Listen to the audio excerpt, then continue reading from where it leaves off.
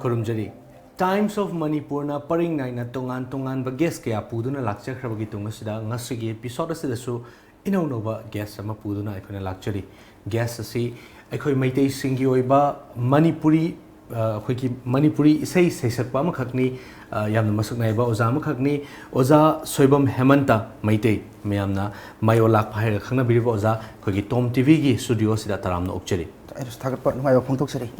Oja Hambasi, Ozasi Miam, the Diloina Kanga Galera, Ozabu, Hena Kanga Vidamata, Ozaki introduction, Macham Tambu. Hoi. Aigi Puna Pam Lamdam, a saying body, Nabol Kajri running like I had a Kanga Viva. Mapam Maduda, Soyamgi, Imungamada, I poke 7 Aigi, Paliam Pantauti, Soyam Hon, Maite Yamadi, Soyam Umbi,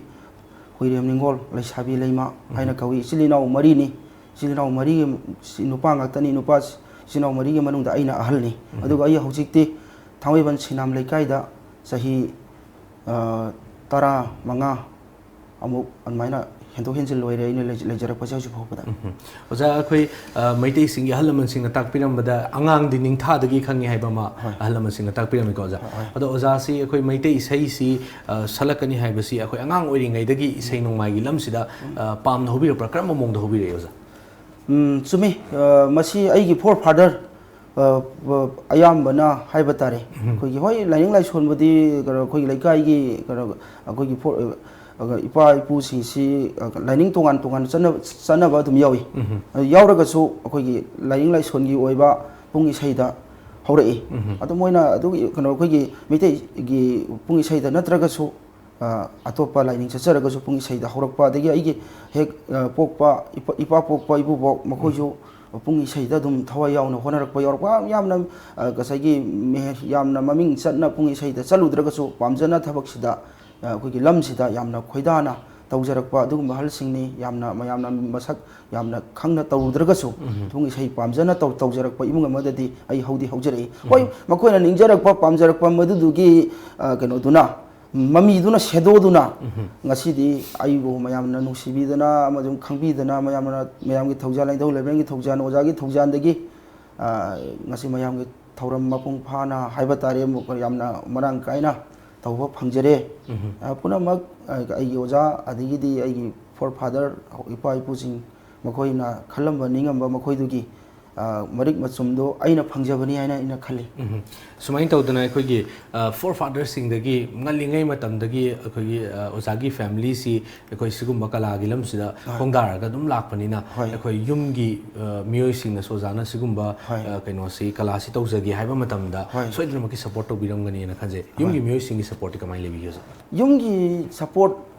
Hiragadi, Aduhanga, I Pangapadinati.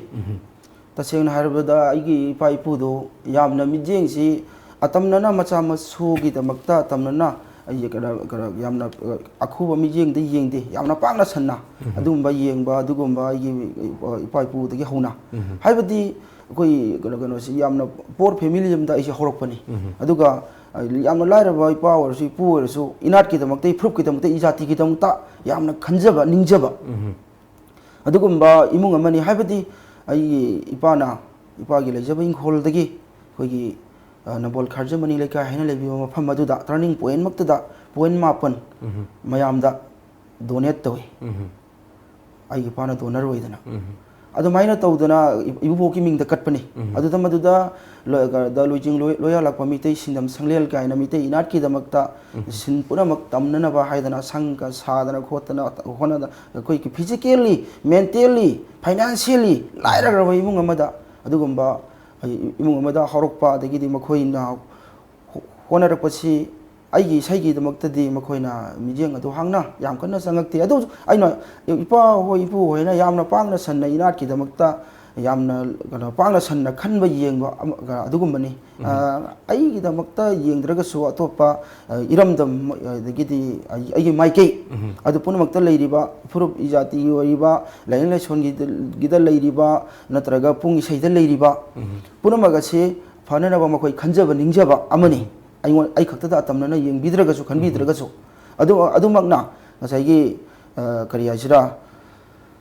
Mayam Giminushi Taujan the Gi, Nasipopa, mayam nungsibidana ayusu thawgal phanganbibani digi ipa ipugi credit ni gaina aina yamna chauna aina khanjei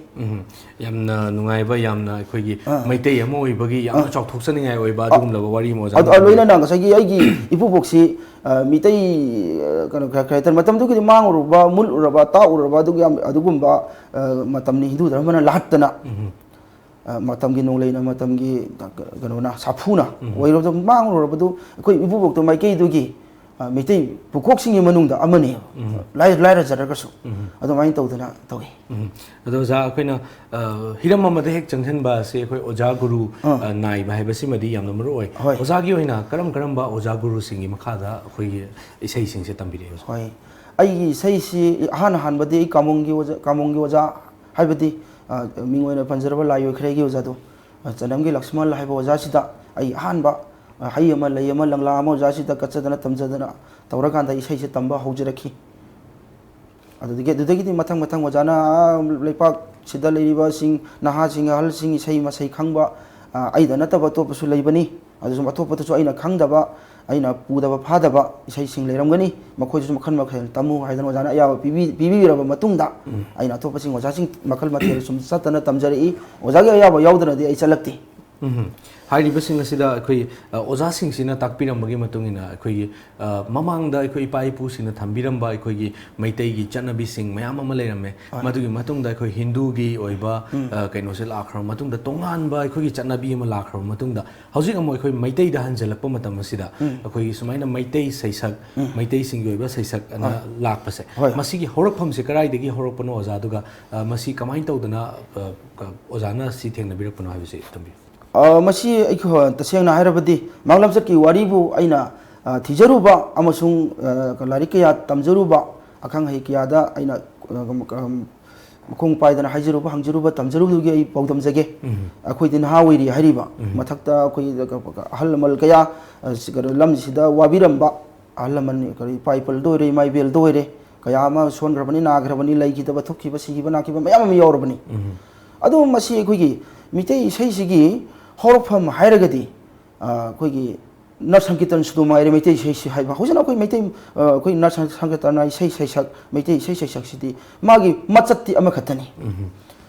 मचत मवोंग दगिदि सुर सयक सैदा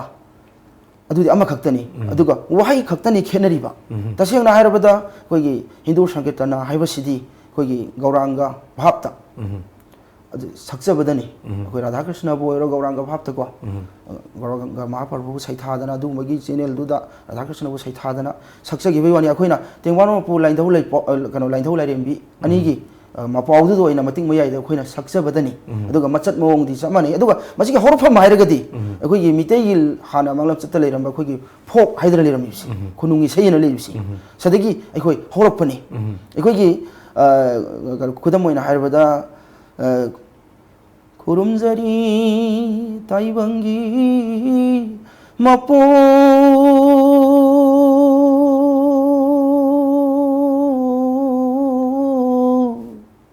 सोना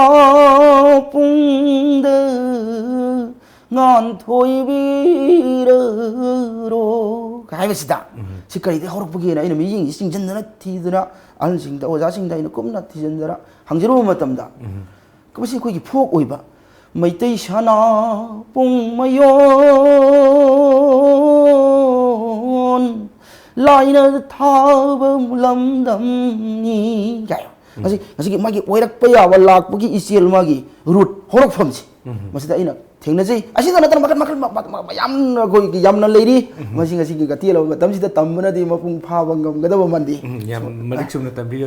अद अखोइगी मखा ताबदा लाक्चनी सि मैतै सै सकसे अखोइ मतमदा अखोइगी केनोसी अखोइगी नत्ता संकीर्तन सि राष्ट्रीय भैगा चंद्र आटागी मतमदा होदोकपिरमेना मैना मयामना ताकपिको अदुमाइन तौदना अखोइ मैतै सै सकसिगिसु होदोकपिरमबा मियोइसिंग अखोइ लमयानबसिंग लेबिब्रा लै सुमी मसैसिदा आइना हाइजनिंगबदी अगोइ नत्ता संकीर्तन ओइरो मितै इसै ओइरो सेमीबा सारीबा सैबसे मपालमदगी हिंदू ओरिजिन म लागा सेम साबा सकप नत्तियबा अखोइ मितैना Hindu lining चत्तना लौदना ꯇꯧꯖꯔꯨꯔꯒꯁꯨ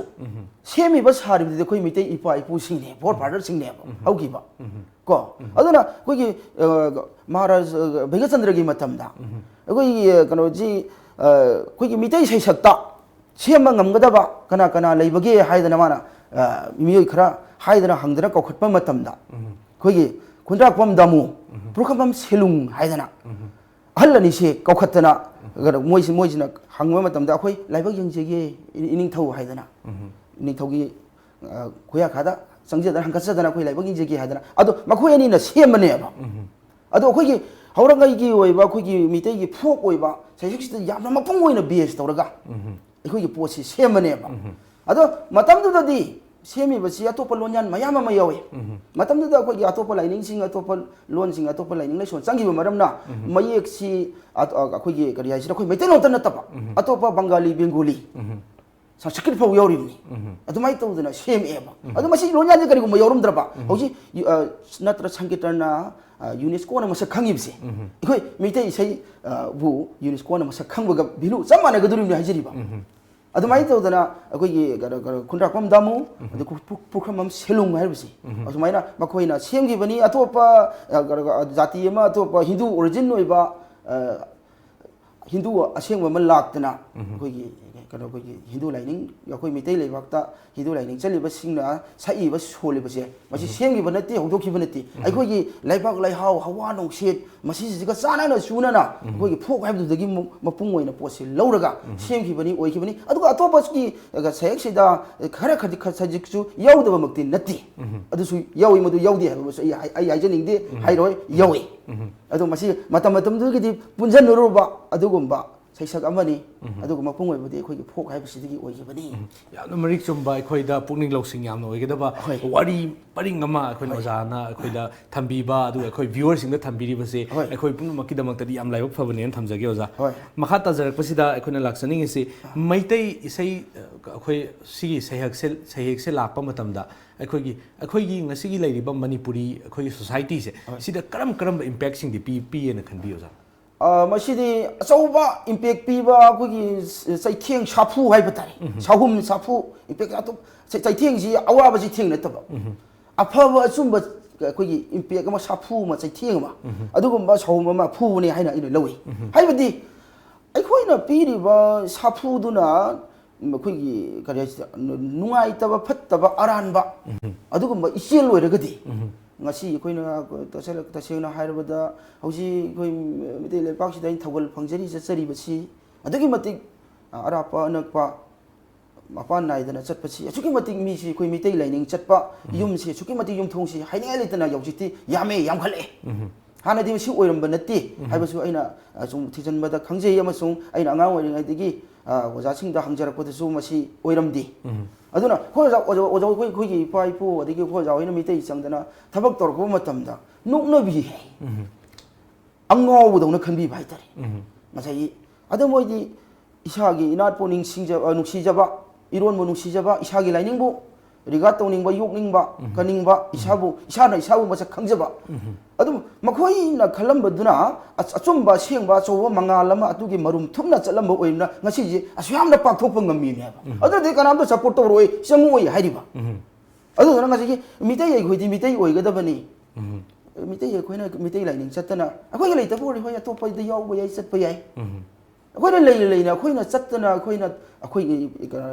ironda ina lining da sakpa sonma natana atopa tawba haibodudi masidi aikoina aisana sabu masak khangdabani adon ngasagi ami aikogi lining hal ipai bungona puyage latam kayada aikogi khonthang kaya thongna irami laurami hairami ajagi ai korphu phengaga ai korphu langi ai gi sukhong sengaga ai su pai mi gi korphu phenga mi gi korphu langi mi gi sukhong senga mi gi su pai aduna aikogi dubu aikoina ngaksadarba sensadarba aikoi chawkhatlaroi aduna maliam taibang pan masida magi majati gi phurupki aigi haidana hosi masak tangana ba khut thangkana ro matam sida aikoina atopada yauduna leirabadi masidi tayonare masidi onare akoi bikap thosi haidana laininganna ningthau palingai matam dagi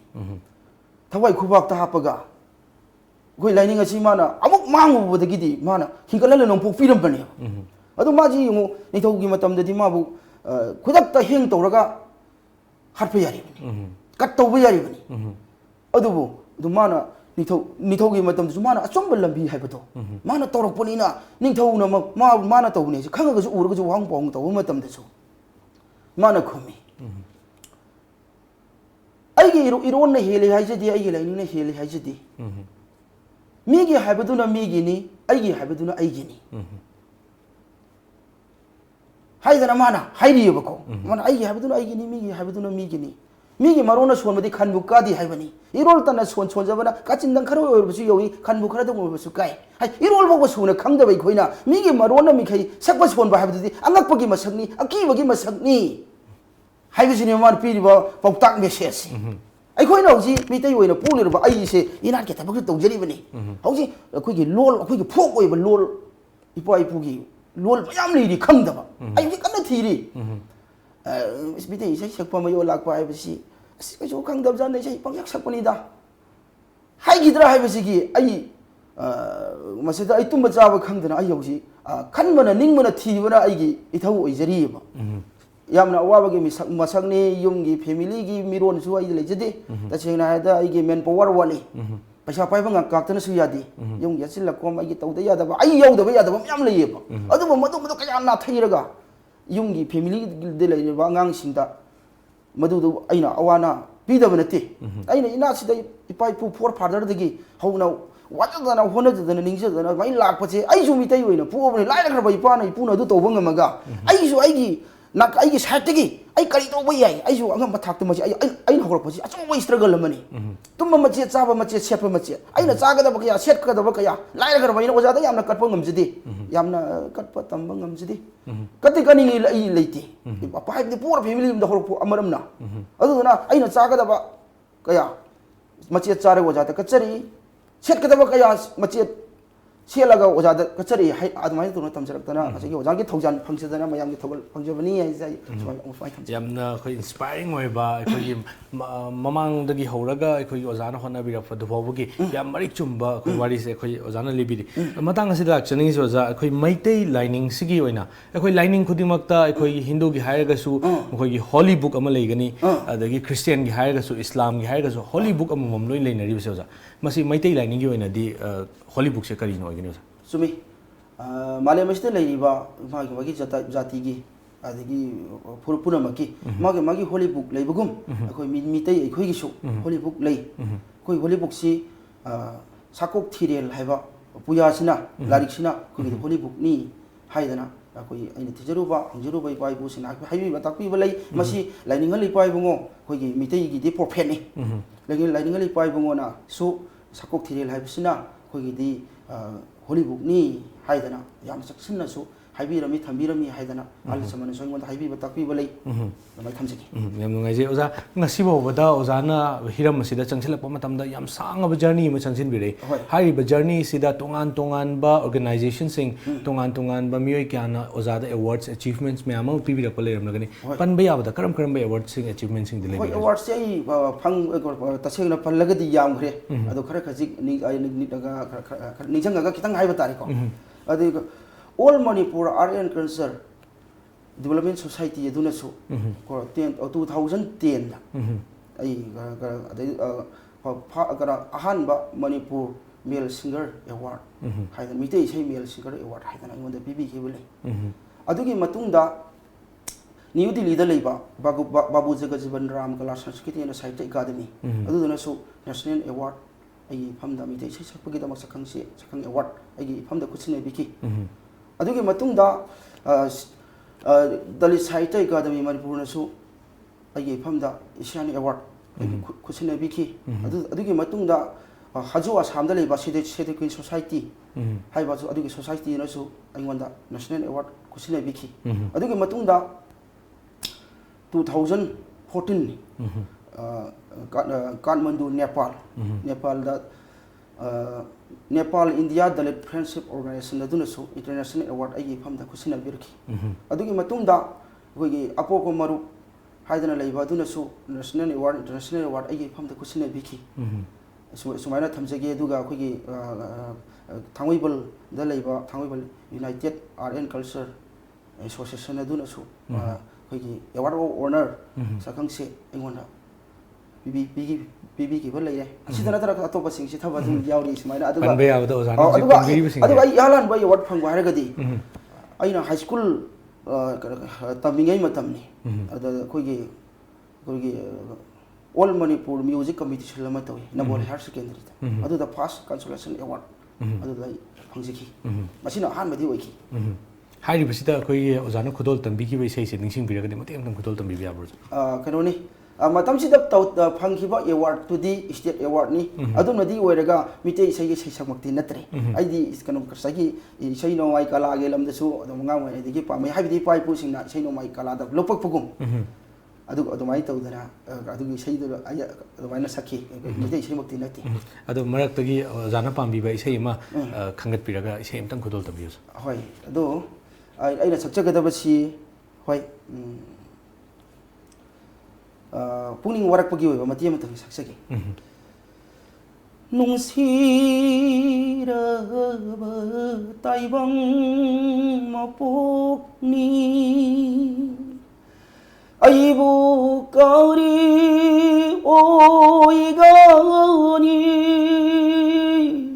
sleeve पुनसिलम्बिनी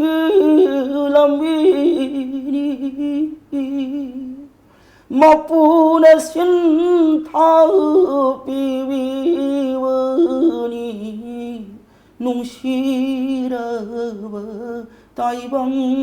मपोकनी कुमजा कया खरियाय अहलमाता moire हक्सांग युसियल ताप थारियाय शामपांगल सोन्थरियाय नुंसिरबा ताइबंग मपोकनी यम फजन खुदोल तंबिरो ओजा ओजा मसी अखोगी अखोगी हिंदू धर्म की नत्त संकीर्तन दा हायरगा अखोगी मोनसिक हाइबसिगा मरि लेनबा सिगुम्बा मोगी दना मोनसिक चाहायबने अखोगी पुनिंग वरक पाइबनी यम नुंगाइना खुदोल तंबिरो ओजा इसैसु तामिनरे अदो अखोगी वरी सिगी मरक्ता अटेनबा ब्रेक अमतंग लौजगे ब्रेक तगी याम थुना हंजरके टॉम टीवी बु मियंग तादुन labio Water Revolution by Lamjingba Group, Kangla Packaged Drinking Water, a unit of Lamjingba Group na Manipur ki miyoi khudingmak haksang fana na da yektana lehenna bagi pandam da miyoi bagi thawai ni hairiba afava ising phanghanana ba hotnajari liter kun gi jar asti subscriber khudingmak ki yumthong khuding da phanghanana ba hotnajari taru tanan ba mahusadi gi thokjarakpa ising loduna sizinari ising asida kanaraba mineral hapchinduna matam sigi khwaidagi faraba khusu khulaina process tawduna pack tawjari sterilize तौरबा इसिंग पात्र सिंग दा हपजरी subscriber ओइबगी खुदोंग जाबा सिंग अदुदी अदोंगी यूम फावबा इसिंग असि थिंजरकनी registration हेक तौबिबदा इसिंग थन्ना यावरबा jar अमा पिजगनी था अमदा 30 जर्स 600 liters पिजगनी था अमगी subscription फी लुपा चनियांखै खक्तनी चही अमगी लौबिबा मतमदा था अनिगी subscription free दा पिजगनी सब्सक्रिप्शन टाइप था अमगी लुपा चनियांखै था तरुकी लुपा लिसिंग अमगा चामंगा था अहुमगी लुपा चत्रेद यांखै चहीगी ओइना लुपा लिसिंग अहुम खुदोंग चाबासी मेगी तारीख 19 फावबगी मनुंगदा लौबिहो कांटेक्ट तौबियु 8257888737 email lamjingbakanglawwater@gmail.com Admissions open for sports and academic combo courses. Private Sports Academy Guwahati amasung Damayanti English School Monyari Tinyaliga yanakibagi matung inna Manipur amadi North East lairiba class 10 pass tauraba 11 tamningba 12 pass tauraba graduation tamningba amadi class 3 dagi 7 fauba makha tamningba mahiroi singi selection test pangthoklagani. Football, athletics, taekwondo, karate, jitkundo gi mahiroi taragani thoi laujagadauri. Lakliba Zungi Tang Ani Ayoki Pung Tare Taba Matamda DK College Playground Mirza Guwahati da Pangthokadaba final selection test asida mahiroi singna yaubiba yaragani. Akupa marolgidamak contact tobirau 700-523-5638 natraga 8011-560-148.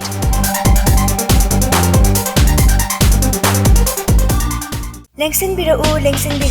miyamgi kudong chanabagidamagta leizare Coro Finance.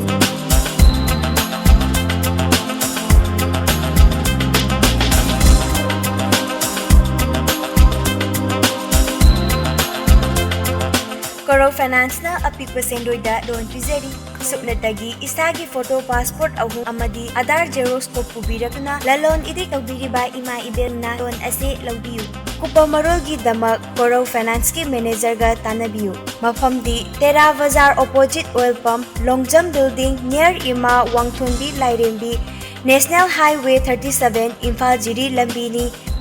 Aikoi ki contact number di 600902190 amuka na haizari aikoi ki contact number di 600902190.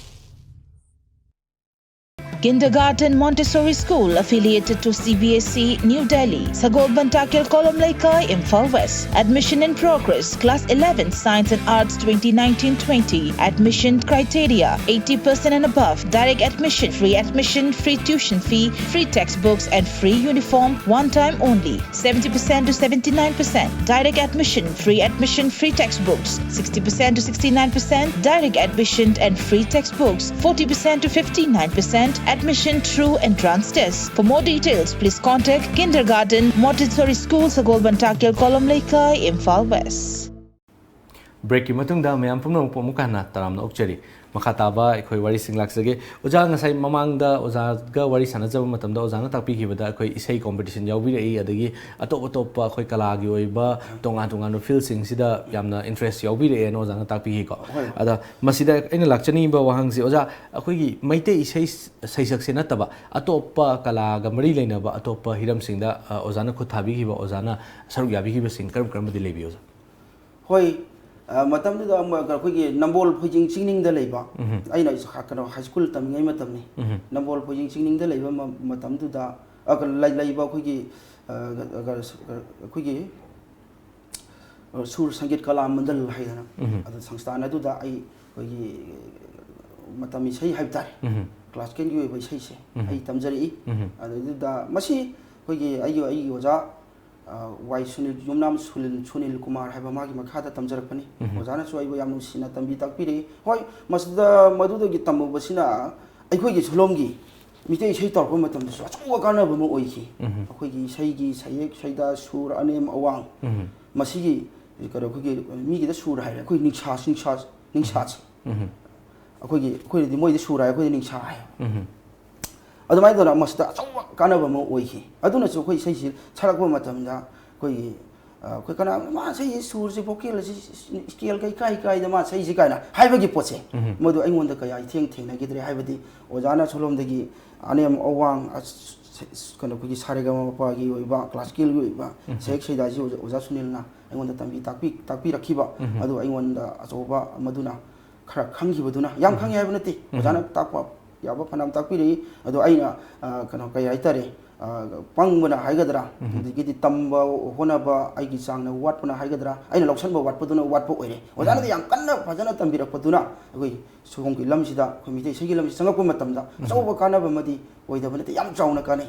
yam no ji oja aduga akhoina sum oja gi matangda sum kupna thijanjarakpa matamda akhoina sum thengnajarakpa da oja se akhoi manipuri music video album sing adagi manipuri feature film sing da tongan ba role kya producer oina director oina adagi music director oina singer oina tongan ba role da saruk ya khibagi adugumba kaino ma thengnajai ko oja masi gi journey sina kamai lakhibano ja chumi akhoi di isai haibasi akhoi art ne artist ni sei sakpa puna magsi art ni artist ni haidaba yaru artist ni masak ba khakta nati sakpa ka loira na ma ek amsu tawribani art form amane aduna masida koi art pun khanjaba ningjaba madu jangsan jiriba mi dudi art pam di haiba yaru adu art pam mi sakamane aisu art pam juru ngaujiru ramna koi film gi lila gi drama gi posi so koi khangningi tamsu tami koi Manipur State Sumang Lila Council ga lo workshop ka yada ai saruk ya jari tamjari ꯑꯣꯖꯥꯁꯤꯡꯅꯒ ꯃꯗꯨꯒꯤ ꯁꯛꯈꯪꯁꯤꯒ ꯄꯤꯕꯤꯗꯅ ꯑꯗꯣ ꯑꯩꯅ ꯏꯁꯩ ꯂꯤꯂꯥ ꯇꯝꯕꯗꯨꯗ ꯑꯣꯖꯥꯁꯤꯡꯅ ꯑꯁ ꯀꯩꯅꯣ ꯑꯣꯖꯥ ꯏꯕꯨꯡꯉꯣ ꯅꯪꯅ ꯑꯩꯈꯣꯏꯒꯤ ꯁꯤꯗ ꯅꯪꯅ ꯇꯝꯕ ꯌꯥꯎꯅꯤ ꯂꯥꯛꯁꯤꯗꯤ ꯅꯪꯅ ꯅꯥꯀꯜ ꯑꯃꯒꯤ ꯑꯣꯖꯥꯁꯨ ꯏꯁꯩ ꯐꯖꯅ ꯁꯛꯄ ꯑꯣꯖꯥ ꯃꯈꯜ ꯑꯃꯅꯤ ꯑꯩꯈꯣꯏꯅ ꯀꯔꯝꯍꯥꯏꯅ ꯑꯣꯖꯥꯗ ꯇꯥꯛꯇꯣꯏꯅꯣ ꯀꯥꯏꯅ ꯍꯥꯏ ꯀꯥꯏꯗꯒꯤ ꯇꯥꯏꯕꯪ ꯄꯥꯟꯕꯁꯤꯗ ꯂꯩꯔꯤꯕ ꯃꯤ ꯄꯨꯝꯅꯃꯛ ꯃꯤꯆꯣꯔ ꯑꯣꯏꯕ ꯀꯅꯥꯝꯇ ꯂꯩꯇꯦ ꯑꯗꯨꯗꯨꯒ ꯉꯁꯥꯏꯒꯤ ꯃꯤꯆꯣꯔ ꯑꯣꯏꯔꯦ ꯍꯥꯏꯒꯗꯕ ꯃꯤꯁꯨ ꯃꯇꯨꯡꯗ ꯂꯩꯔꯣꯏ ꯃꯃꯥꯡꯗꯁꯨ ꯂꯩꯈꯤꯗ꯭ꯔꯤ ꯑꯗꯨꯒ ꯃꯤꯆꯣꯔ ꯑꯣꯏꯔꯦꯅ ꯃꯁꯥꯅ ꯃꯌꯥꯝ ꯃꯄꯨꯡ ꯐꯥꯔꯦ ꯀꯥꯏ ꯈꯟꯖꯔꯤꯕ ꯃꯤꯗꯨꯗꯤ ꯑꯣꯖꯥ ꯃꯥꯃꯨꯛ ꯄꯪꯕ ꯂꯩꯇ꯭ꯔꯦ ꯍꯥꯏꯗꯣꯔꯤꯕꯅꯤ ꯑꯩꯗꯤ ꯍꯥꯏꯗꯅ ꯁꯤ ꯔꯕꯤꯟꯗ꯭ꯔꯅꯥꯊ ꯊꯥꯀꯨꯔ ꯐꯥꯎꯕ ꯃꯥ ꯁꯥꯇ꯭ꯔ ꯑꯣꯏꯅ ꯁꯤꯅꯤꯅ ꯃꯥ ꯇꯥꯏꯕꯪ ꯄꯥꯟꯕꯒꯤ ꯃꯍꯩꯒꯤ ꯕꯤꯗ꯭ꯌꯥ ꯄꯨꯝꯅꯃꯛ ꯇ꯭ꯔꯦꯠ ꯄꯨꯝꯅꯃꯛ ꯑꯁꯤ ꯑꯁꯨꯛꯀꯤ ꯃꯇꯤꯛ ꯄꯥꯛ ꯆꯥꯎꯏ ꯇꯥꯏꯕꯪꯒꯤ ꯄꯨꯟꯁꯤꯅ ꯇꯦꯜꯂꯤ ꯍꯥꯏꯕꯁꯤ ꯔꯕꯤꯟꯗ꯭ꯔꯅꯥꯊ ꯊꯥꯀꯨꯔꯅ ꯈꯪꯉꯦꯕ ꯑꯗꯨ ꯈꯪꯕ ꯃꯔꯝꯅꯅꯤ ꯃꯥꯅ ꯍꯥꯏꯈꯤꯕꯗꯣ ꯑꯩꯗꯤ ꯁꯥꯇ꯭ꯔ ꯑꯣꯏꯅ ꯁꯤꯅꯤꯅ ꯍꯥꯏꯔꯒ ꯃꯥ ꯁꯥꯇ꯭ꯔ ꯑꯣꯏꯅ ꯁꯤꯈꯤꯕꯗꯣ ꯑꯩꯈꯣই ꯃꯤꯑꯣꯏꯕꯒꯤ ꯀꯩꯅꯣꯁꯤ ꯃꯍꯩꯁꯤ ꯍꯥꯟꯅ ꯃꯈꯥꯗꯗꯤ ꯈꯨꯏꯌꯦꯕ ꯁꯨꯝ ꯊꯤꯔ ꯁꯨꯝ ꯆꯪꯁꯤꯜꯂ ꯁꯨꯝ ꯍꯥꯏꯅꯤꯡꯉꯥꯏ ꯂꯩꯇꯅ ꯁꯨꯝ ꯄꯥꯛꯊꯣꯔꯛꯑꯦ ꯚꯤꯅꯤ ꯍꯥꯏꯔꯤꯕ ꯁꯨꯝ ꯄꯥꯛꯊꯣꯔꯛꯑꯦꯕ ꯍꯥꯟꯅ ꯃꯈꯥꯗꯗꯤ ꯈꯨꯔꯝꯃꯒ ꯁꯨꯝ ꯃꯄꯥꯟ ꯅꯥꯏꯗꯅ ꯄꯥꯛꯊꯣꯛꯈ꯭ꯔꯦꯕ ꯑꯗꯨꯅ ꯃꯗꯨꯗ ꯌꯥꯝꯅ ꯑꯩꯅ ꯆꯍꯤꯗ ꯀꯔꯤꯒꯤ ꯃꯌꯥꯝꯁꯤꯅ ꯑꯩꯕꯨ ꯀꯔꯤ ꯅꯨꯡꯁꯤꯕꯤꯕ ꯍꯥꯏꯒꯗ꯭ꯔꯥ ꯁꯛꯈꯪꯕꯤꯕ ꯍꯥꯏꯒꯗ꯭ꯔꯥ ꯏꯁꯩ ꯃꯌꯥꯝ ꯑꯃ ꯁꯛꯍꯟꯕꯤꯔꯦ ꯑꯗꯒꯤꯗꯤ ꯑꯔꯥꯞꯄ ꯑꯅꯛꯄ ꯀꯌꯥ ꯑꯩꯕꯨ ꯅꯨꯡꯁꯤꯕꯤꯗꯅ ꯑꯗꯒꯤꯗꯤ ꯉꯁꯥꯏꯒꯤ DDK ꯏꯝꯐꯥꯜ ꯑꯣꯏꯔꯣ ꯔꯦꯗꯤꯑꯣꯅ ꯑꯣꯏꯔꯣ ꯑꯗꯒꯤꯗꯤ impact TV IS TV image TV ꯑꯗꯒꯤ ꯅꯈꯣꯏꯒꯤ ꯇꯣꯝ TVꯅ ꯑꯩꯕꯨ ꯁꯨꯃꯥꯏꯅ ꯀꯧꯗꯅ ꯎꯅꯕꯒꯤ ꯊꯧꯔꯝ ꯑꯗꯒꯤꯗꯤ ꯏꯟꯇꯔꯚ꯭ꯌꯨ ꯂꯧꯔꯦ ꯀꯥꯏꯅ ꯑꯩ ꯌꯥꯝꯅ ꯈꯪꯉꯦ ꯍꯩꯔꯦꯕ ꯀꯥꯏꯗꯨꯗꯤ ꯑꯩꯗꯤ ꯈꯟꯖꯗꯦ ꯈꯟꯖꯔꯣꯏ ꯍꯟꯗꯛ ꯄꯨꯛꯀꯤ ꯃꯇꯨꯡ ꯑꯣꯏꯅ ꯑꯗꯨꯅ ꯉꯁꯥꯏꯒꯤ ꯑꯗꯨꯗꯤ ꯑꯩꯗꯤ ꯂꯩꯖꯗꯦ ꯑꯣꯖꯥꯒꯤ ꯌꯥꯝ ꯐꯖꯕ ꯋꯥꯈꯜꯂꯣꯟꯅꯤ ꯍꯧꯖꯤꯛ ꯃꯍꯩ ꯑꯁꯤ ꯚꯤꯅꯤ ꯍꯥꯏꯕꯁꯦ ꯃꯈꯥꯗꯒꯤ ꯀꯩꯁꯨ ꯂꯩꯇꯕ ꯃꯥꯜꯂꯒ ꯁꯨꯝ ꯆꯪꯁꯤꯜꯂꯨꯔꯀꯥꯟꯗ ꯁꯨꯝ ꯋꯥꯡꯈꯠꯂꯛꯑꯀꯥꯟꯗ ꯑꯩꯈꯣꯏꯒꯤ ꯃꯄꯥ ꯂꯩꯇꯅ ꯁꯨꯝ ꯄꯥꯛꯊꯣꯛꯈꯤꯕ ꯑꯗꯨꯒꯨꯝꯕ ꯑꯣꯖꯥꯒꯤ ꯌꯥꯝ ꯐꯖꯕ ꯑꯩꯈꯣꯏꯅ ꯇꯝꯖꯅꯤꯡꯉꯥꯏ ꯑꯣꯏꯕ ꯍꯥꯏꯖꯕ ꯇꯥꯔꯦ ꯁꯤꯒꯨꯝꯕ ꯀꯩꯅꯣꯁꯦ ꯑꯩꯈꯣꯏꯗ ꯁꯦꯌꯔ ꯇꯧꯕꯤꯔꯤ ꯌꯥꯝ ꯅꯨꯡꯉꯥꯏꯖꯩꯀꯣ ꯑꯣꯖꯥ ꯑꯗꯨꯒ ꯃꯔꯛꯁꯤꯗ ꯑꯩꯈꯣꯏ ꯑꯣꯖꯥꯅ ꯑꯩꯈꯣꯏꯒꯤ ꯃ꯭ꯌꯨꯖꯤꯛ ꯚꯤꯗꯤꯑꯣ ꯑꯦꯜꯕꯝꯁꯤꯡꯗ ꯑꯩꯈꯣꯏ ꯁꯛꯄꯤꯈꯤꯕ ꯏꯁꯩꯁꯤꯡꯗꯒꯤ ꯅꯤꯡꯁꯤꯡꯕꯤꯕ ꯏꯁꯩ ꯑꯃꯇꯪ ꯈꯨꯗꯣꯜ ꯇꯝꯕꯤꯌꯨ ꯑꯣꯖꯥ ꯀꯩꯅꯣꯅꯤ ꯑꯩꯈꯣꯏꯒꯤ ꯁꯅꯥꯃꯍꯤ ꯐꯝꯕꯥꯜꯂꯣꯜ ꯍꯥꯏꯕ ꯏꯁꯩ ꯑꯗꯨ ꯑꯩꯈꯣꯏꯒꯤ special mention educational music album award 2015 ꯍꯥꯏꯗꯅ ꯐꯤꯂꯝ ꯐꯣꯔꯝ ꯃꯅꯤꯄꯨꯔ ꯑꯩꯈꯣꯏꯒꯤ ꯐꯤꯂꯝ ꯗꯤꯕꯂꯞꯃꯦꯟ ꯁꯣꯁꯥꯏꯇꯤ ꯑꯅꯤꯅ ꯁꯤꯟꯕ ꯊꯧꯔꯝ ꯑꯗꯨꯗ ꯑꯁꯤꯒꯨꯝꯕ ꯑꯦꯋꯥꯔꯗꯁꯤ ꯑꯩꯒꯤ ꯏꯐꯝꯗ ꯑꯩ ꯄ꯭ꯔꯣꯗ꯭ꯌꯨꯁꯔ ꯑꯣꯏ ꯑꯩꯒꯤ ꯄꯥꯕꯨꯡ ꯋꯥꯡꯈꯩ ꯑꯩꯈꯣꯏꯒꯤ ꯀꯣꯡꯕꯗ ꯂꯩꯕ ꯋꯥꯡꯈꯩ ꯇꯣꯛꯐꯝ ꯂꯩꯀꯥꯏ ꯍꯥꯏꯅ ꯈꯪꯅꯕ ꯃꯐꯝ ꯑꯗꯨꯗ ꯌꯨꯝꯅꯥꯝ ꯁꯨꯔꯦꯟ ꯍꯥꯏꯗꯅ ꯑꯩꯒꯤ ꯄꯥꯕꯨꯡꯁꯤꯅ ꯑꯩꯈꯣꯏꯒꯤ ꯗꯥꯏꯔꯦꯛꯇꯔ ꯗꯤꯔꯦꯛꯁꯟ ꯑꯗꯒꯤ ꯁ꯭ꯀ꯭ꯔꯤꯟ ꯄ꯭ꯂꯦ ꯑꯗꯒꯤꯗꯤ ꯗꯤꯔꯦꯛꯁꯟ ꯃꯥꯅ ꯄꯤꯕꯅꯤ ꯁ꯭ꯀ꯭ꯔꯤꯞ ꯃꯥꯅ ꯀꯩꯅꯣ ꯁꯦꯝ ꯁꯥꯕꯤꯕꯅꯤ ꯑꯗꯨꯃꯥꯏꯅ ꯇꯧꯗꯅ ꯑꯩꯈꯣꯏ ꯍꯥꯏꯔꯤꯕ ꯑꯦꯋꯥꯔꯗ ꯑꯁꯤ ꯐꯪꯖꯈꯤ ꯑꯗꯨꯒꯤ ꯏꯁꯩ ꯑꯁꯤ ꯑꯩꯈꯣꯏꯒꯤ ꯇꯥꯏꯕꯪ ꯄꯥꯟꯕ ꯁꯦꯝꯕꯤꯕ ꯂꯥꯏꯅꯤꯡꯊꯧ ꯁꯅꯥꯃꯍꯤ ꯑꯃꯗꯤ ꯄꯥꯈꯪꯕ ꯑꯅꯤꯒꯤ ꯑꯗꯨꯒꯨꯝꯕ ꯊꯤꯝꯗ ꯁꯛꯈꯤꯕ ꯏꯁꯩꯅꯤ 이마 레임린 시드위나 다음 따라 나우푸두나 꼰진 뚝터버부 방저키 이마 레임린 시드위나 하이더라 정말 삭삭삭삭이 ꯌꯥꯝ ꯐꯖꯅ ꯈꯨꯗꯣꯜ ꯇꯝꯕꯤꯔꯣ ꯑꯣꯖꯥ ꯌꯥꯝ ꯅꯨꯡꯉꯥꯏꯖꯩ ꯑꯗꯨꯒ ꯍꯧꯖꯤꯛ ꯑꯣꯖꯥꯁꯤ ꯑꯩꯈꯣꯏ ꯃꯩꯇꯩ ꯁꯩꯁꯛꯁꯤꯗ ꯏꯁꯩ ꯁꯛꯄ ꯑꯃ ꯑꯣꯏꯕꯇ ꯅꯠꯇꯅ ꯑꯩꯈꯣꯏꯒꯤ ꯏꯔꯝꯗꯝ ꯑꯁꯤꯕꯨ ꯐꯨꯔꯨꯞ ꯑꯁꯤꯕꯨ ꯌꯥꯝꯅ ꯅꯨꯡꯁꯤꯖꯕ ꯑꯗꯨꯒꯨꯝꯂꯕ ꯑꯦꯛꯇꯤꯚꯤꯁ ꯑꯃꯁꯨ ꯑꯣꯏꯔꯤꯕꯅꯤ ꯑꯣꯖꯥ ꯃꯁꯤꯒꯤ ꯃꯇꯥꯡꯁꯤꯗ ꯑꯣꯖꯥꯗ ꯑꯩꯅ ꯊꯝꯖꯅꯤꯡꯕꯁꯤ ꯑꯩꯈꯣꯏ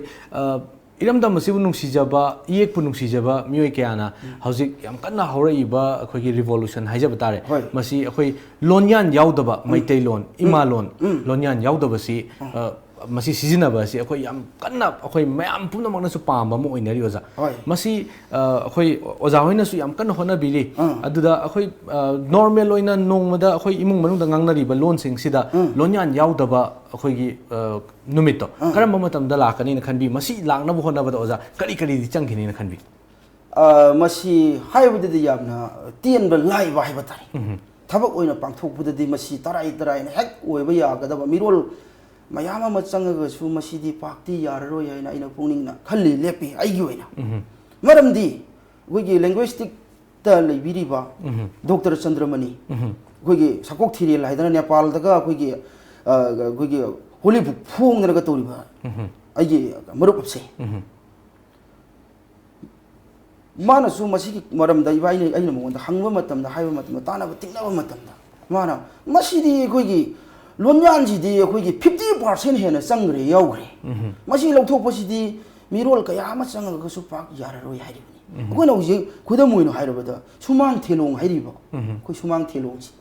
adu sumang ga ji na koi loni thelong ji na koi gi lon na ti ji hai ri ni ko di hala di sumang thelong ga koi pol oi ro khal le ba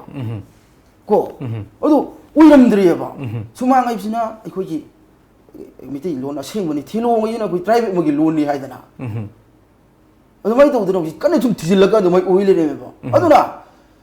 Paliyam ima hai basi. Paliyam isina koi lona sing mo ile ima isina to pajati ki lona mo oile mi. Ludriyo. Aduna di pochi 150% hena pochi lonyan ji koi changre. Aduna masi koi lonyan ji masi lona lokthok pochi di yamna di phaibo. Masi mirol kaya ge matung do oir kadra hai basi wakhanna lamba phangdri masi madi. Masi aina pangai hai janingdri hai jari ba. Ai gi pungning na masumaina khalli lepe. khara makhai di hoji fawi oina di pamjaba singna hona badagi khara makhai di ngamle do punamak lokthokpa sidi yamna mirol mayam am changine yam nungai je oja yamna marik chumba wafam sing ekhoida thambiri ko ja aduga makha taba sida akhoi ojana hona biriba sing asina tungda akhoi gi hojik isai maitai saisaksi akhoi ojana hona bidana oja hoi gumba mayam am oja guru mayam am hona bidana mayam na pamna ba horakli adu hojik hona riba chang sida hona ba matamda akhoi gi near future da haiba tare masi maitai isai saisaksi gi fibam se karam fibam da leigani no ojana khanbi masi yamna phajaba wahangni da wahang du mok aina welcome to yi thagachari masi kari haigada bano haibada ai oja la yo igre adigi di la yebo oibo oja sinu su kaya rak hairami asibongo mitei sei sakhat ka da basidi sakhat ka da ba mandre bo adigi di masi da nate masi ga saisak manari ba hindu gi sei su du mangai re ai taseng na harada khoi gi ibu bok lakpati ai ibu bok ni ai hek macha da macha masu do na ibu so ji ibu na haibiri ngangbiri takpiri senbiri ibu bok na nakalamagi hidu gi sesa oiraga su ai gi baram sin du gi matumai du mayek tu aduni ne du gi sek saida du suru du sumai to bani ne adigi tantha du sumai to goda bani ne haidana ibu bok na ibu hek ta macha da macha masu da masu gumna ai bu so haibiri ngakpiri takpiri senbiri ai na su kanam khang da bani ibu bok ta hangba chachi ibu bok na takpi adwaina ibu bok na su ai ngonda hai ai oja na su ai ngonda hai as mitei sai hindu gi sai nata sankitana haina khangnari basi su sakhatti masi sakhutpasidi matamna porakhi gadra khangde han tamamba kogi masi ai ngonda singna haiba tare hana tamiba mamang da oja singna tamambagi mawong paring pathap kogi thaksi khasi discipline sana lonchat madu hoji chisu madu mangthak patana tana madu mangak pagal loina na ogi tambagi chang molakpa tijan magi chang molakpa pung tawre pung ama leichilaga pung yeina bagi wakhalon da dum leikiba masing yame su mamina sai tawre akoi aking sel akoi ga karo chi taresan phang hai mi gi maron da na important gaido maina hai ado sumaina leirga koi ala mathamjalaga pung yeina na bai sai ama chana na bagi wakhalon sida ma sumaina percentage adu ki mati wangna tawna bagi style om da chana re tijan ma tamjanba tungi pukai werba po singje khangau ba tijan ba masigi masing de to ki mati yamna masing si hanthare masing chi yamna chama gi manung da ama ni hom odum da na khara tamang gadra thirim gadra ai bi khoina khangba uba ngame hanna oja singna ngasagi oja na ngauji puriba changdo adudagi mana madu masu lokchalaga madudagi atopa another atopa knowledge atopa sayek saida atopa sura atopa tantha atopa mdagi tamuban natraba ojana hairiba chang sidigi sigi changbo batang khayona loboi lodu bai tawraba adu maduna mo oja oire le hore aina kudamoina aina oja oire le hore oja dudin alura sigrani nagrani thukrani aina oja ne le hore adu di aina mu aina tang oja gi tang khayona khamdaba aina oja oina taaji mathangji दुना मुक्सु आई के तंखाई दु मु यौना लौद्रदि चौखटपसिदि ओइद्रि चुंगुं कुमदगिबदु ओइरेदना ꯌꯥꯝ ꯐꯖꯕ ꯋꯥꯐꯝꯁꯤꯡꯅꯤ ꯑꯆꯨꯝꯕꯃꯛꯅꯤ ꯉꯁꯤ ꯑꯩꯈꯣꯏꯒꯤꯗ ꯊꯦꯡꯅꯔꯤꯕ ꯑꯗꯨꯒꯨꯝꯕ ꯀꯩꯅꯣꯁꯤ ꯑꯣꯖꯥꯅ ꯇꯝꯕꯤꯔꯤꯀꯣ ꯑꯗꯨꯒ ꯑꯣꯖꯥ ꯃꯈꯥ ꯇꯥꯔꯛꯄꯁꯤꯗ ꯃꯁꯤ ꯋꯥꯔꯤꯁꯤꯒꯤ ꯄꯔꯤꯡ ꯑꯣꯏꯅ ꯂꯥꯛꯆꯕ ꯃꯇꯝꯗ ꯑꯩꯈꯣꯏꯒꯤ ꯑꯍꯜ ꯂꯃꯟꯁꯤꯡꯅꯗꯤ ꯑꯩꯈꯣꯏ ꯅꯠꯇ ꯁꯪꯀ꯭ꯔꯤꯇꯟꯕꯨ ꯑꯣꯏꯔꯣ ꯃꯩꯇꯩ ꯁꯩꯁꯛꯄꯨ ꯑꯣꯏꯔꯣ ꯑꯍꯜꯁꯤꯡꯅꯗꯤ ꯌꯥꯝꯅ ꯄꯨꯛꯅꯤꯡ ꯆꯪꯅ ꯇꯥꯔꯒ ꯃꯅꯨꯡꯒꯤ ꯑꯣꯏꯕ ꯋꯥꯍꯩꯁꯤꯅ ꯍꯥꯏꯔꯤꯕꯁꯤ ꯀꯔꯤꯅꯣ ꯍꯥꯏꯕꯁꯦ ꯈꯪꯖꯤꯟꯕ ꯉꯝꯕ ꯑꯗꯨꯒ ꯍꯧꯔꯛꯂꯤꯕ ꯅꯍꯥꯁꯤꯡꯁꯤꯅꯗꯤ ꯑꯩꯈꯣꯏꯒꯤ ꯋꯥꯍꯩꯁꯤꯡꯁꯤ ꯀꯔꯤꯅꯣ ꯃꯁꯤꯒꯤ ꯃꯤꯅꯤꯡꯁꯤꯅ ꯀꯔꯤꯅꯣ ꯃꯁꯤꯒꯤ ꯑꯥꯔꯊꯁꯤꯅ ꯀꯔꯤꯅꯣ ꯍꯥꯏꯕꯁꯤ ꯍꯦꯛ ꯂꯧꯁꯟꯕ ꯉꯝꯗꯕ ꯄꯪꯇꯥ ꯑꯃ ꯇꯥꯕ ꯑꯗꯨꯒꯨꯝꯕꯒꯤ ꯀꯩꯅꯣ ꯑꯃ ꯎꯔꯤꯕꯁꯦ ꯑꯩꯈꯣꯏꯒꯤ ꯍꯧꯔꯛꯂꯤꯕ ꯅꯍꯥꯁꯤꯡꯁꯤꯗꯁꯨ ꯃꯁꯤꯒꯤ ꯏꯟꯇꯔꯦꯁꯁꯦ ꯂꯩꯍꯟꯅꯕ ꯀꯔꯤ ꯀꯔꯤ ꯇꯧꯕ ꯌꯥꯏꯅ ꯈꯟꯕꯤꯌꯨ ꯃꯁꯤꯗꯤ ꯑꯆꯧꯕ ꯃꯤꯁꯟ ꯑꯃ ꯆꯪꯉꯤ ꯃꯁꯤ ꯃꯇꯝ ꯆꯪꯉꯤ ꯑꯩꯈꯣꯏꯒꯤ ꯐꯤꯖꯤꯀꯦꯜꯂꯤ ꯃꯦꯟꯇꯦꯜꯂꯤ ꯃꯣꯔꯦꯜꯂꯤ ꯐꯥꯏꯅꯥꯟꯁꯤꯌꯦꯜꯂꯤ ꯄꯨꯝꯅꯃꯛ ꯆꯪꯉꯤ ꯃꯁꯤ ꯑꯗꯨꯒ ꯑꯩꯈꯣꯏꯒꯤ ꯄꯨꯡ ꯏꯁꯩ ꯇꯧꯔꯤꯕꯁꯤꯡꯗ ꯃꯁꯤ ꯄꯨꯡ ꯏꯁꯩ ꯇꯧꯕꯗ ꯅꯠꯇꯦ ꯇ꯭ꯔꯦꯠ ꯄꯨꯝꯅꯃꯛꯀꯤ ꯋꯥꯔꯤꯅꯤ ꯍꯥꯏꯖꯔꯤꯕ ꯃꯍꯩ ꯇꯝꯕ ꯍꯥꯏꯕꯁꯤꯗꯤ ꯇ꯭ꯔꯦꯠ ꯄꯨꯝꯅꯃꯛꯀꯤ ꯂꯣꯏ ꯇꯝꯕ ꯌꯥꯏꯑꯕ ꯑꯗꯨꯒ ꯇ꯭ꯔꯦꯠ ꯄꯨꯝꯅꯃꯛ ꯇꯝꯃꯤꯕꯗꯨꯒꯤ ꯑꯩꯈꯣꯏꯒꯤ ꯀꯩꯅꯣ ꯑꯣꯏꯔꯤꯕ ꯁꯥꯇ꯭ꯔ ꯑꯣꯏꯔꯤꯕ ꯃꯆꯥ ꯃꯅꯥꯏ ꯑꯣꯏꯔꯤꯕꯁꯤꯡꯗꯨꯅ ꯊꯋꯥꯏ ꯌꯥꯎꯅ ꯆꯪꯁꯤꯜꯂꯛꯄ ꯆꯪꯉꯤ ꯍꯣꯠꯅꯔꯛꯄ ꯆꯪꯉꯤ ꯉꯁꯥꯏꯒꯤ ꯌꯥꯏꯔꯣꯡ ꯀꯟꯅ ꯅꯥꯕꯒꯤ ꯍꯧꯒꯠꯂꯛꯄ ꯃꯤꯗꯨꯗ ꯅꯠꯇ꯭ꯔꯒ ꯀꯩ ꯍꯥꯏꯇꯥꯔꯦ ꯑꯅꯥꯕ ꯑꯃ ꯂꯩꯔꯕ ꯃꯤꯗꯨꯅ ꯍꯤꯗꯥꯛ ꯊꯤꯔꯛꯑꯕ ꯃꯇꯝꯗ ꯍꯤꯗꯥꯛ ꯄꯤꯔꯗꯤ ꯃꯁꯥꯃꯛꯀꯤ ꯑꯅꯥꯕꯗ ꯊꯦꯡꯅꯈꯤꯕꯅꯤꯅ ꯃꯗꯨꯒꯤ ꯍꯤꯗꯥꯛꯇꯨ ꯃꯥ ꯄꯤꯕ ꯃꯇꯝꯗ ꯃꯗꯨꯒꯤ ꯍꯤꯗꯥꯛꯇꯨ ꯃꯥ ꯀꯥꯎꯔꯔꯣꯏꯕ ꯁꯨꯅꯥ ꯅꯥꯗꯕ ꯃꯤꯇꯝꯗꯨꯗ ꯑꯩꯅ ꯍꯤꯗꯥꯛ ꯈꯪꯉꯤ ꯍꯩꯅ ꯑꯗꯨꯒ ꯌꯥꯟꯁꯤꯟꯅꯔꯒ ꯑꯗꯨꯒꯤ ꯍꯤꯗꯥꯛꯇꯨ ꯑꯗꯨ ꯁꯤꯖꯤꯟꯅꯧꯅꯤ ꯑꯩꯅ ꯄꯤꯁꯟꯕ ꯏꯆꯥꯅꯤ ꯏꯅꯥꯎꯅꯤ ꯃꯔꯨꯞꯅꯤ ꯃꯄꯥꯡꯅꯤ ꯍꯥꯏꯅ ꯑꯗꯒꯤꯗꯤ ꯑꯇꯣꯞꯄꯁꯨ ꯈꯔ ꯂꯩꯔꯒ ꯑꯇꯣꯞꯄꯁꯨ ꯑꯩꯅ ꯈꯪꯉꯦꯅ ꯑꯇꯣꯞꯄ ꯁꯤꯁꯤꯅ ꯑꯗꯨꯗꯨꯒꯤ ꯑꯅꯥꯕꯗꯨꯁꯨ ꯑꯗꯨ ꯐꯕꯅꯤꯅꯦ ꯍꯦꯛ ꯄꯤꯁꯟꯕ मादी ngang ले रगा द यादु नुमित खरनी ले रगा दि था खर ले सही खर ले मा कावग्रने अब कइनोम दि हाइगिबनि ने ना कइनोम दि हाइगिबनि हाइगिबदो अदुना ngai isa do inaudo mutu mapang du nungsi haidana pha dana madu tak pa yabada ta ju nung di sing chai ba manani makuk ta chang horoi हाइबदी मागी ग्लास तुना पिएबा हाइबे सिंगदुना यामे बा पाथो मांग तामने याम फजवा एग्जांपल पिबिरो जाना को मखल मखल की एग्जांपल पिबिरगा यामना ममुत सेंगना अखोइदा ताकपिरि ओजा अदो ngसाइदगी अखोइना साजरेबो वारी सिदा ओजाना अखोइगी ngसाइगी मैतै सेसक्सिदा चंगसलकपा मतदा ओजागी मैतै सेसक्सि खगनतना एनी फिल्म मदा मीमना थबक तव मतमदा माना तौरिबा थबकसे फै नत्रगा माना तौरिसे ओइसु ओइरोइदबदा कानारोइदबदा हाइबा पुकनिंग हन्धनिङाइ ओइबा वा ngangbirакpa adagi पुकनिंग थौगतपिरकपा मी मखल अनि मक्से थेंगनबिरमगने ओजा अनि मक्से कमाइन हैंडल तौबि मसी कइनोने ताइवंग पानबगी मनुंगदा लैरिबा मियोय पुनमचे मसीदी जातिगी ओइरमोइदरा फुरुकी ओइरमोइदरा न खलिदो मसीदे अखोइ येखाइ दिंगाइ सिंखन्नबा इंखन्नबा पीबसिदी मसीदी अखोइ मैतैदि दुकि मति मसिंग दुकि मति हन्थै वाली लैति हाइबसि आइना अयाबना मसिंग परसेंटेज सादा 97% मसीदी लैतिना लoi सिंखत्पीबा इंखत्पीबा थांखत्पीबा मी इंखत्पीबा थांखत्पीबा सिंखत्पीबसे मसीदी कोइ मी जे थागत्पा हैतबगुम सिंखत्पीबा हैतबगुम इंखत्पीबा हैतबगुम तोय सिंधनिंबगी वखलोना परसेंटेज 97% लेबगुम तोय आइना थीबा मतमदा अदा अदगी आइना खल्ली अदम आई सामंगतसु थोक्तब नते हाइरबसिंगदो आइना मिंगदि पंजररोगे मदो पल्लुबगी कानबसु लेति अपामबसु लेति दिगिदि कमाई तोगे हाइबदा आइना तौरिबसि फै नत्रगा अदुनि अदानि पुनिंग थौगतपिबसिदि दगि मति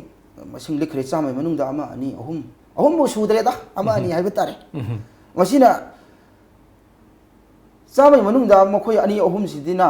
ताइवंग पानबगी वाखल खरा पागना सन्न येंगबा अखोय ताइवंग पान मियोयबनि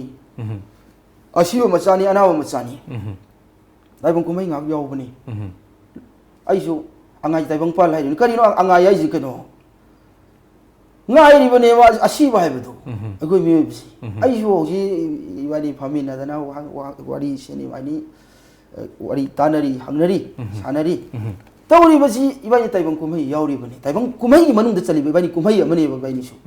कुमै लीलासिगी मनुंगदा सुमांग कुमै गी मनुंगदा इबानिसु कुमै गी पार्ट अमा नेबा ngasi तौरिसि अदुदना मसिजे कोइ खन्म ngमदबा नत्रगा असिबो मचानेबसि थांगि मनुंगदि तोक्रो सहिबदबो असिबो मचाने निसंगदबा मी लेयो एकागे बियारोय सिंगदगदमनि थुदि खदमनि nang ming chakhiba yaroi nang afau bi yaroi mi khangi bi yaroi nang isai chakhiba yaroi masi isai dagi wari nati ko trap pun makta masi lai bugum ma ina ui ba adu ra masi thagat pase ikat pi base akoi maitai dadi asuki matik masing hanthana lai sing khat pangam madi chama nung da ama ani ahum dani na ina thamjani yam marik chumna thambi oza aduga loislek pasi oza akhoi gi haugalak liba naharol sing mahiroi sing oza hoina tobiri ba sing asi makhoina tungda mu oi hogadaba mo hoina loina pai hogadaba ngaktani na haugalak liba sing sida kari karam advice sing dipi bini oza masida ayuna ay ningan lagunu isada win kallu isagi pirep haibado isagi oiba isagi oiba stamina putho aduna nangna over oidana mingonda mina nangbu yamna look down tawba natraga hanthabana yam bitre tawba wanga gaso maduda nangna hantharugano thagana gachu hena harawruno nangbu hun mangang ba sidokba tawragasu hena shawruno nangi trek to the pungning la changchalu mai soidana phangani si khatani aina haini balance tawraga si chatlaga aigi thungadaba pandam du una chatpa aduna tragadi chatpada oiroi ngamoy marik chumna takpiri oza yam nungai je sumaina akhoi ga unajana wari sajab se yam nungai je do oza akhoi loisalak pagi akhoi gi tangkak sida tom gi wahang adom gi paukhum haiba yam nungai ba yam entertaining oiba akhoi round am kha hapsabani oza ngasai digi akhoi wari sajaru bagi akhoi gi koksi loina serious oiraga leiru se kitang light oiba yagadra haidana haiba keno se round se hapsabani ko oza aina question si thuna hangjara aga oza na answer si thuna bibirakpa aduga masida lejari se koi question tara ne oza ahama question se hangjar ke oza punsida khwaidagi ikai khumna jaba misak se kanano ikai khumna jaba agon ikai khumna jaba misak ai ana ai gi oina hairagadi pidamna phamoiba tungi mijeng sanna uba ngamba adugumba tungi generation bugi damakta yamna pakna sanna yengdana tungi mirol singbu sakhat lamjen da yahonana ba akogi morally physically mentally tawriba mi ado akogi pa oiba yai pu oiba yai marup oiba yai sagai na tai oiba yai ko ai da madu aina khwaidagi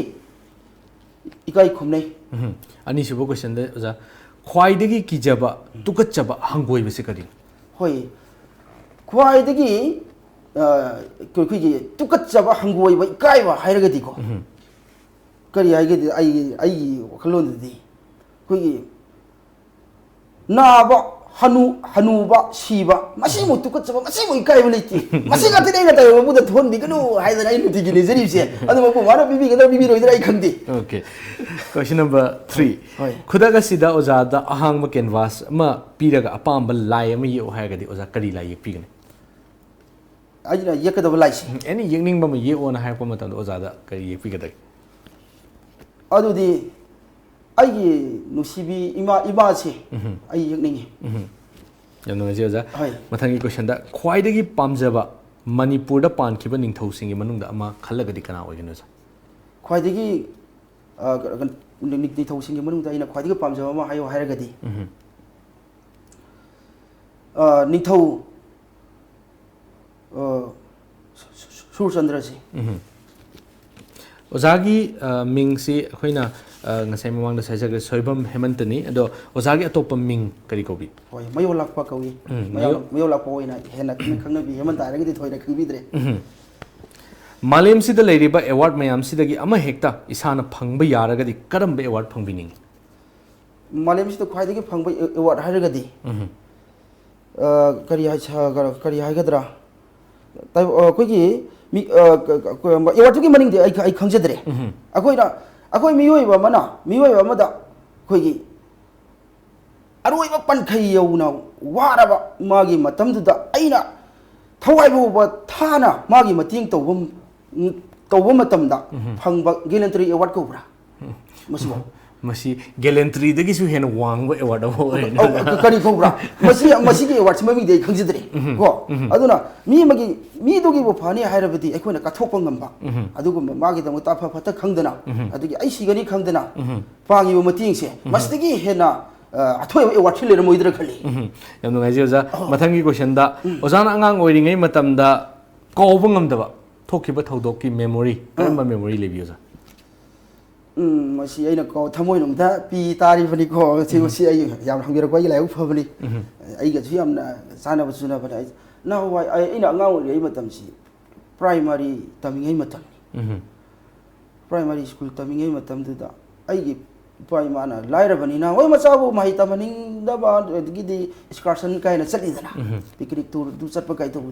अइ गी पाई ना इमाना सही अगर मतम दुदा अइ लारिक तमबदो तमदी थारगा school की ओइबा अदुगमा picnic excursion हाइना Chatap सिलक मतम दुदा मतम दुगी थांगपम थुगु पैसा जे पिखटप ngमदजना अइ थमोय नुंसिदा अइ यामा वाखि निमितुदसु अइगी युम मया द की स्कूल की माइ पाले मतम दि बस सिदा मतम की चनबी होइना हौसिति पांद्रब माले ममांगदा कनो मा कोगी पिस्तुल लमा थियलगा दम थौना बम उरेको अदु मतम दुदि माइक पांदना पिकनिक सि तमाइ तौदना चले मतम दुदा पिकनिक सि अयत मत गै चनिंगी यावनिंगी मतम दुदा इसै सि लता मंगेशकर की तेरेने ना हना तौबा अदु इसै सि याम बसिना माइप सिदा थारगा चखी अदुना अइना मतम दुदा अइ मदुगी एक्सकर्शन जी चटप याव ngमहौद मदु इसै दुगी नुंसीबगा थमोय नुंदा याव चटप ngमदबगी नुंगाइ तब पेनदब अवाबगा अइ बाय माद पुत लैतबनी कट पुथोकपिबो ngमब नति मखोइसो लैतबगी पुथोकतबनी मचाबो चलहनिंदब यावनिंदब ngमब नति स्कूल की मरि लेनब थबगनी अदु अइ याव ngमगिदि मरै दुदा अइ मिलुदगी अइ खंगौदना पिरांग सिंथकी अदु ngasi बाव मदुगी निमित तो कावबदि अइ मैताना वखैद्रि भौदि कावदो मानद्रि मथंगी क्वेश्चन दा युमदगी एनी थबा अमगी थोरकपदा सुकाव कावदना अदुम पुरगा चटपा मोबाइल नतबा पोसक अमा हाइबियो कनो हक्चांग द यावबा पोसकला एनी ओजाना सुकाव कावदबा चथोमदाइ खुदिंगी असी करी पोसक ओइदनो मोबाइल फोन नतबा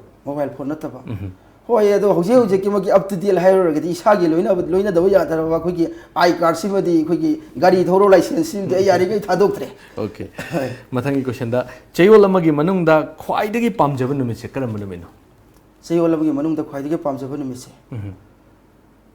कनोनी मसी पुनमकी ओइरमगदरा हाइनसु खली मसीदी ऑफिस का बिसु गाइरे का गाइरे थबक तौबसु तौदबसु ओजा सिंजु छात्र सिंजु लोइना पुलंगदरा खले नोंमाइजिंग नुमिसी मसीदी पामे मथंगी सिदी ओजा क्वेश्चन नते अखोइना रिक्वेस्ट हाइजब तारे ओजागी पुंसीगा मरी लेनबा ओजाना कावबसु ngमदबा इसै अम खतंग खुदोल तंबियो होय इपा इपु हौ फम्बु ngasi no na ningsingjai ningsinglakpa matamda pukning yamna nungsijai ipa ipu hau phambu ngasi no na ningsingjai lamdam gidi athoiba mi tai lai pa kaubani lem nai mai pa ni soida bani haijage ipa ipu hau phambu ngasi no na ningsingjai ôn thong na so pong ning hui awang mai kai pang ba do sana jing de kau bru na sing le loi na ngan ba do chiek mai awang lam dam do hai na ri ba ma pham ni ngau ro ki lai pham di pangal ba gi lai ko ni ipa ipu hau pham bu ngasi no na ning sing jai Kamnung gidi khong ham pham khong ham pat pu kaubani lamphil kauba pachau do pukning hu ba masakni Kamnung gidi khong ham pham khong ham pat pu kaubani Tangil pachau mayada nabun turien siliyai Lui bi langul sing sang na makui nungoi kuli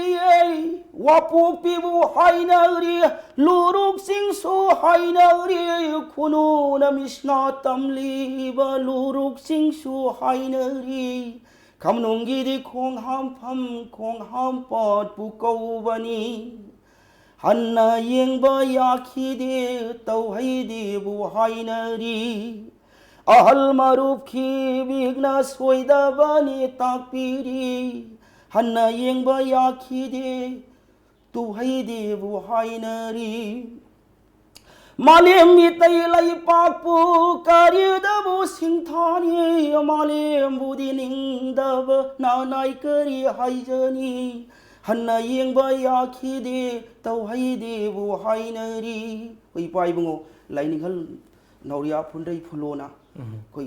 पुयादा मयेक हगना कोई पोंगनाफम लमदम सी मागी पोंगनाफम दिन नत्रे माना तामना कोई इरमदम सिबु नुसीना सै थारक्तना मा लेरमबगी कोई मितै होइना ngasi मितै नि कायदना थौरम चामा मितै होइना कोई तौजब ngami जमा पोमद्रदि ngasi बोबा कोई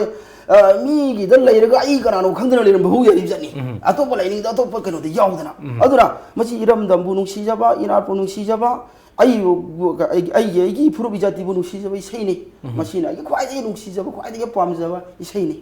याम नुंगाइजे ओजा अखोइगा सुमाइना ओजागी चिल्लबा मतम क्या काइथोकपिदना अखोइगा उनजनबगी तंजा अमा पिबिबगी दमत ओजाबो हाइनिगालिदन थागत फोंदोकचरी लमजिंगबा ग्रुप की लैटरल कंपनी अमा ओइरिबा chinjak.com gi माइकेदिगे ओजागी दमकता सिमतंग खदल तमजे यावलाय फबरे नुंगाइजे हाइनबलै अखोइगी मियोइबा से हंगा कपदगी हौरगा अरोइबा मिकुप अथवाबा इसै ngakतनी इसैगी लमदा चंगसिनबिरिबा ओजागा उनजबा अखोइगी लायक फबनी ngasiगी दमक्तदी तिनबिरिबा ख्वाइ खिबिक्तगी काइननबया धंगनिजरी पिनबिरसी